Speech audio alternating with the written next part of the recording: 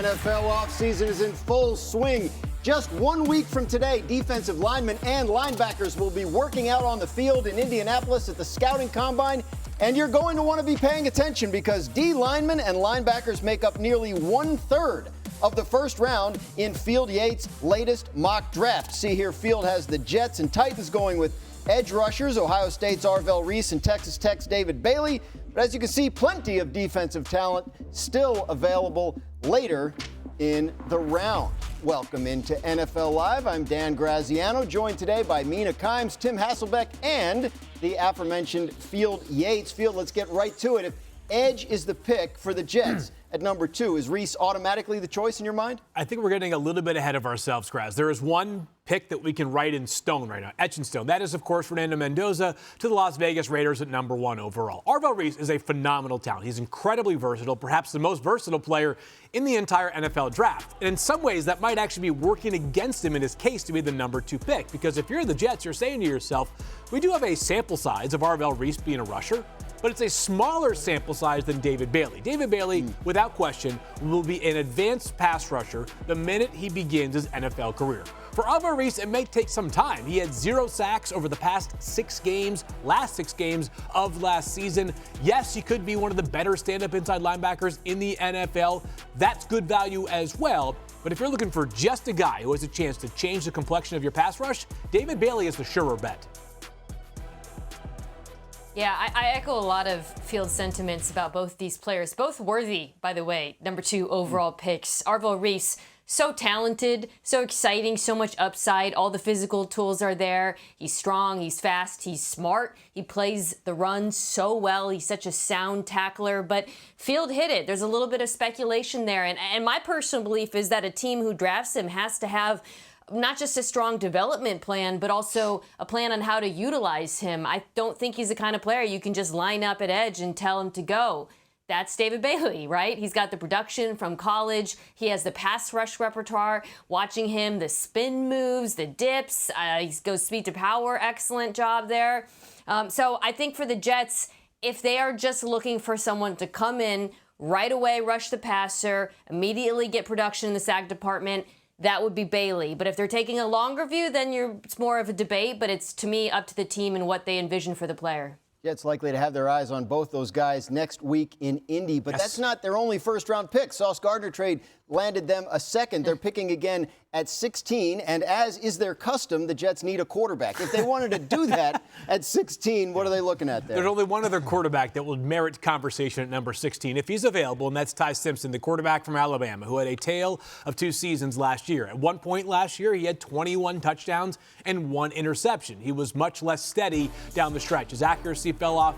His decision-making, more importantly, fell off. Ty's not going to blow you away with his size. His arm strength is good when he can plant his feet and step into it, but the traits are not going to be off the charts in the way that a lot of first-round quarterbacks have been in recent years. If the Jets bypass a quarterback at number 16, the conversation then becomes this. No team is better positioned next year than the Jets, who have 3 first-round picks. I know fans get sick of us talking about how a draft a year away from now could be great. The early indication of the 2027 NFL draft are that it could be off the charts good. Maybe the Jets say, we're just going to press pause on this quarterback search until next year. Yeah, one of the reasons I think you do that a little bit is that, Aaron Glenn probably feels like he's got to try to win now. He was on the hot seat after year 1. And so some of it is, all right, who could you bring in that could play right away and play at a winning level right away? I think one of the things that the Jets should be really kind of aware of and kind of have the pulse on is Kyler Murray is most likely to get released. So Kyler Murray getting released, I don't think that he will be at the very top of the free agent market. I think he will be looking for a situation where he's going to know that he's walking into that team as the starter, the opening day starter. So a lot of times when he's linked to maybe going to a place like Minnesota, I don't know that that's the case. In fact, I know it won't be the case for him going in there and being the anointed starter, where it would be at a place, like the Jets. So to me, that that feels like a pairing that would be a short-term contract, good bridge contract for both the team and the player for a number of different reasons. Yeah, Cardinals still hoping they can trade Kyler Murray, but the guaranteed money in his contract and the fact that more becomes guaranteed about a month from now is going to make that tough. He may end up getting released and being free to sign with anyone. Like the Jets, the Dallas Cowboys have 2 first-round picks in this year's draft. Field has Dallas taking a linebacker at number 12, Sonny Styles out of Ohio State. He's the first linebacker off the board in Field's mock. Last time Dallas took a linebacker in the first round was 2021 when they took a guy by the name of Micah Parsons. Of course, the Cowboys traded Parsons right before the season last year, and then they had their share of issues on the defensive side of the ball, including in coverage. Dallas ranked last in the NFL in yards per target allowed, number of passes broken up, and the rate of open receivers on their watch, allowing at least 3 yards between themselves and the target nearly 60% of the time. Fixing that will be the responsibility of a new defensive coordinator. His name is Christian Parker. He spoke yesterday. Here's some of what he had to say. You want to have your core principles and foundational beliefs, but as you kind of move forward in the process, what do your guys do well? How can you put good players in highlighted positions? How can you create one-on-ones for certain guys? How you can protect certain guys? If we can win on blitzes on a running back, then we're going to blitz a lot. If we got good man-to-man corners, we're going to play man. If we have guys that are better with zone vision, we're going to play more zone. So, you want to build a package that has diversity and scheme, and then you want to, tailor it to the players.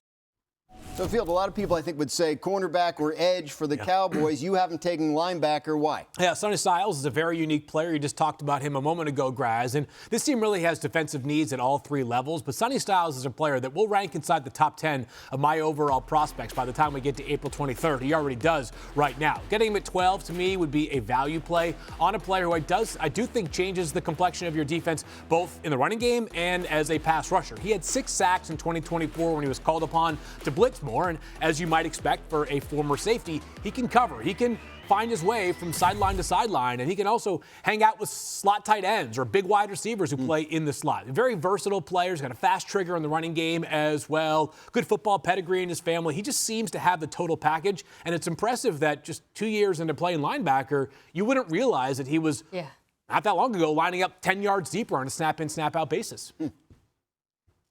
I think what's crazy for me, or craziest, watching him on tape, knowing he played safety, is how unbelievable he is against the run right now. I mean, just watching him, he's so fundamentally sound as a tackler, so good at navigating traffic and finding the ball carrier. He's obviously very good in coverage as well. That's a little less surprising as a safety. So I think for a Dallas defense that struggled to defend the run for feels like forever, makes a ton of sense. I think my only question for the Cowboys would be this. Positional value, not just financially, but a lot of linebackers come into the league and it takes them a second to catch on. A great example being the #1 free agent right now, Devin Lloyd, right? First round draft pick, struggled a bit as first, and then hit the prime of his career right when it was time to get paid. So I think for Dallas, that's part of the evaluation process as well. Do you feel like he can come into the league as a linebacker and be an impact player immediately, because they're going to need him to be one? Field mentioned, the need at, kind of every single level of that Cowboys defense. And I think that's fair that, you look at them and you can say, look, edge rusher, sure. Linebacker, sure. Someone in the secondary, sure. I think we've got to give Jerry Jones, general manager, a little bit of credit. Now, clearly he's got a personnel, department working around him, but they've drafted talent extremely well. You just look at, this graphic here in terms of, how guys have turned out that they've drafted in terms of, being all pros. So I do think that, when you look at where they're picking, which, Field kind of termed it kind of a value area, the fact that there are multiple needs, and the fact that, kind of some of their concerns that they would have had on the offensive side of the ball, seem to be, they seem to be in pretty good shape there. It feels like it's going to be a defensive pick, and it feels like maybe in some ways there's a bit of luxury in terms of what you end up doing, how you end up fixing the problem. At the risk of stating the obvious, certainly the first 11 picks are going to influence how things go for the Cowboys at number 12. I think if I could have my pick, my druthers, and how this scenario works out for the Cowboys, it would be a pass rusher at 12th overall, just given the positional value that Mina and Tim have highlighted. But I think the most important message in every mock draft I've done so far that has had the Cowboys with 2 first-round picks is they better both be on defense, right? The offense has shown itself to be plenty good enough as currently constructed. It's time to pay the other side of the ball plenty of attention. All right, we'll see. There's a few guys that could be available if they move on from their current teams. These guys are under contract. Mac Jones in San Francisco, Kyler Murray in Arizona, Tua Tagovailoa in Miami. So we'll see how that shakes out with those guys get traded, released, whatever. But I want to talk to him about Malik Willis, who played obviously well in some very small samples with the Packers the last couple of years. What do you think the market looks like for a guy like that? I think it's going to be strong for Willis, and strong just means you have more than one team interested in you, and I think that'll be the case. I mean, I think at a minimum, you look at teams like Miami and Arizona, I think that they will be in the market, for a quarterback that projects to be a starter. And so, when you look at deals other guys have signed. Look, Daniel Jones is making like $14 million on a short-term deal. He wasn't brought into Indianapolis to for sure be the guy. He had to compete for it. Willis is going to walk in as the anointed starter somewhere because I think the market's going to dictate that. And so you're probably looking at potentially something similar, maybe even better, because you're going to have multiple suitors than what Sam Darnold signed in Seattle. Because, remember, for Darnold, it wasn't like there were a bunch of options for him to be a starter. So if you have more than one team that is interested in you as a starter, then you're going to get close to starter money, which I think for Willis will end up in the mid-30s, maybe even approaching $40 million a year. Ooh. I think you're right. First of all, just hearing that number, it is really stunning, right? When you think about how little football he's played. But I can see the appeal for a number of teams. 2 of the teams I've been hearing a lot are Miami and Pittsburgh.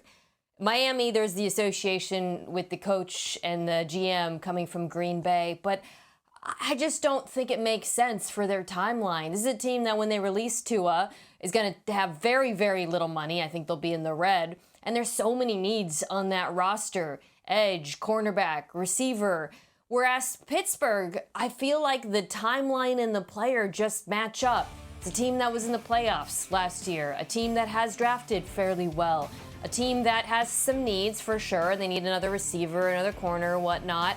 But I feel like the existing offense really pairs nicely with Willis. I'm of the belief that, similar to Jalen Hurts, you ideally want him with a strong run game that he's a part of that creates one-on-one opportunities outside for a receiver like DK Metcalf. It just makes sense. So if I'm Pittsburgh, I would really seriously take a look at him, even if, it's Mike McCarthy and there's the Aaron Rodgers connection. Pittsburgh sure could use a long-term answer at the position. Willis would be their 5th different primary starting quarterback since 2023.